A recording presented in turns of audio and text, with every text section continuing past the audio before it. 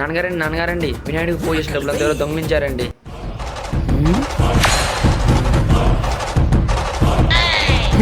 ఎవ్వడ్రా వాడు? ఊర్లంతా ఇరుబాబు ఉన్నారండి. వెళ్ళి వాణ్ణి లాక్కురండ్రా.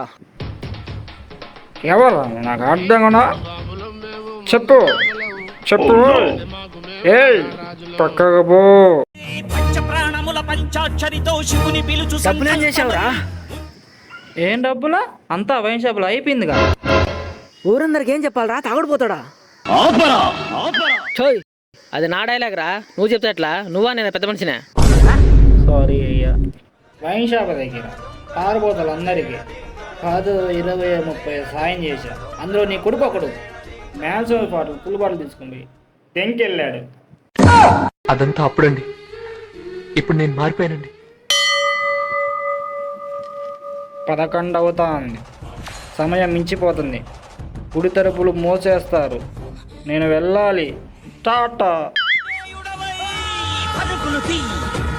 రేయ్ త్వరగా రా, టైం అయిపోతుంది, పరిగెత్తు. ఎవరెన్ని పప్పులు ఒక్కసారి గుర్తు తెచ్చుకో.